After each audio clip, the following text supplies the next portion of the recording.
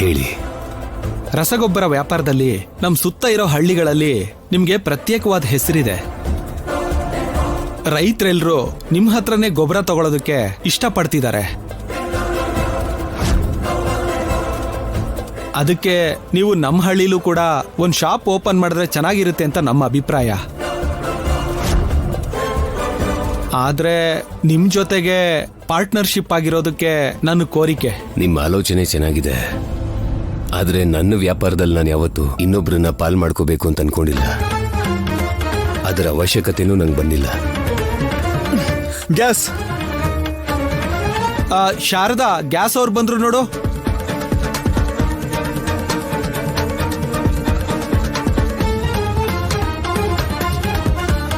ತಂದಿದ್ಯಪ್ಪ? ಹಾ, ತಂದಿದ್ದೀನಮ್ಮ. ಇದನ್ನ ಸ್ವಲ್ಪ ಒಳಗಡೆ ಇಡಪ್ಪ. ಸರಿನಮ್ಮ.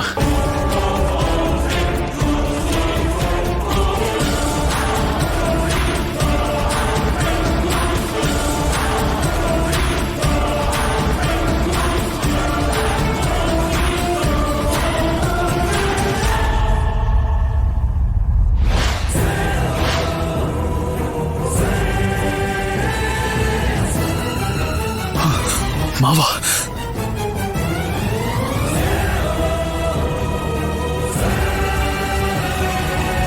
ಎಷ್ಟಾಯ್ತಪ್ಪ ಗ್ಯಾಸ್ ಬಿಲ್ಲು? 1050 ರೂಪಾಯಿ ಅಮ್ಮ. ಅಯ್ಯಯ್ಯೋ, 1050 ರೂಪಾಯಿನಾ? ಬರೀ 1000 ಇದೆಯಲ್ಲ. ಏನು ಅಂದ್ರೆ 50 ರೂಪಾಯಿ ಇದೆಯಾ? ಆಮೇಲೆ ಬರ ಕೇಳೋ. ಪರವಾಗಿಲ್ಲ, ಕೊಡಿಯಮ್ಮ. ಇರಪ್ಪ ನಿಮಿಷ,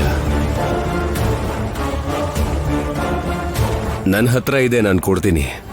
ಅಯ್ಯೋ ಪರವಾಗಿಲ್ಲ ಬಿಡಿ. ಪಾಪ ಅವ್ರಿಗೆ ಸಿಗೋದೇ 50 ರೂಪಾಯಿ ಕಣ್ರಿ.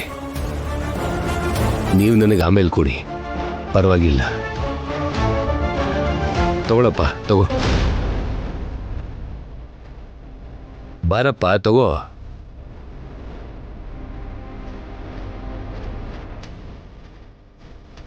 ಮಾವ ನೋಡಿದ್ರೆ ಸಾಯಿಸ್ಬಿಡ್ತಾರೆ.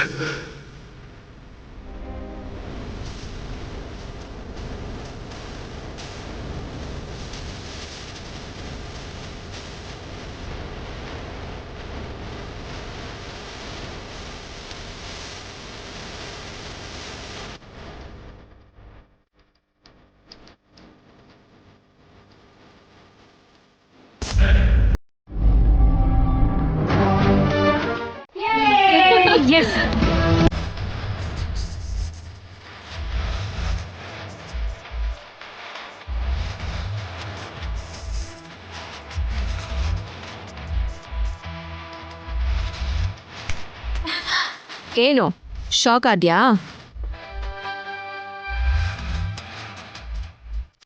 ನಿನ್ ಪ್ಲೇಯರ್ಸ್ ಕೂಡ ಕ್ಲಾಪ್ಸ್ ಹೊಡಿತಾ ಇದ್ದಾರೆ. ಅವಳು ಪ್ರೊಫೆಷನಲ್ ಪ್ಲೇಯರಾ? ನಿಜ ಹೇಳು. ಭಯ ಶುರು ಆಯ್ತು. ನಮ್ಮ ಅಮ್ಮನ ಬಗ್ಗೆ, ಚಿಕ್ಕಮ್ಮನ ಬಗ್ಗೆ, ತಾಳಿ ಬಗ್ಗೆ ಎಲ್ಲ ಮಾತಾಡಿ ಕಥೆನ ನೆನಪಿಸಿದ್ಯಲ್ಲ. ನಿನ್ ಮಾತುಗಳವಳು ಕೇಳಿಸ್ತು ಅನ್ಸತ್ತೆ. ಅವಳಲ್ಲಿ ಆ ಹಠ ಹೇಗ್ ಬಂದಿದೆ ನೋಡು. ಆದ್ರೂ ಸರಿ, ಇಷ್ಟು ಫಾಸ್ಟ್ ಆಗಿ, ಇಷ್ಟು ಶಾರ್ಪ್ ಆಗಿ ಹೇಗಾಡಕ್ ಸಾಧ್ಯ? ನಿನಗೆ ಗೊತ್ತಿಲ್ದಿರೋ ವಿಷಯ ಏನು ಅಂದ್ರೆ, ಅವರಮ್ಮ ಕೂಡ ಪ್ರೊಫೆಷನಲ್ ಹಾಕಿ ಪ್ಲೇಯರೇ. ಬ್ಲಡ್ ಎಲ್ಲಿಗೆ ಹೋಗುತ್ತೆ?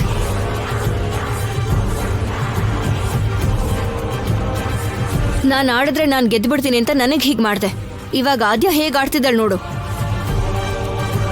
ಇನ್ನಿನ್ನ ಆಟಗಳು ಏನು ನಡೆಯಲ್ಲ.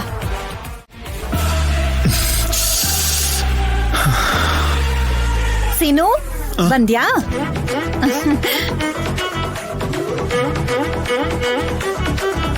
ಕೆಲ್ಸದಲ್ಲಿ ಮುಳುಗ್ ಹೋಗಿ ಊಟ ತಿನ್ನೋದನ್ನು ಮರ್ತು ಬಿಟ್ಟಿಯೇನೋ?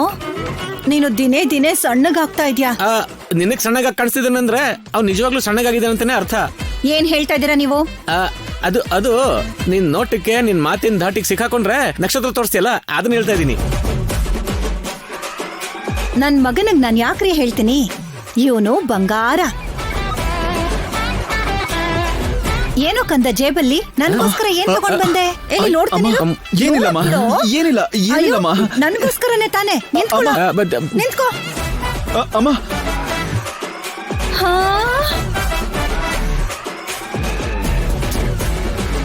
ಅಯ್ಯೋ,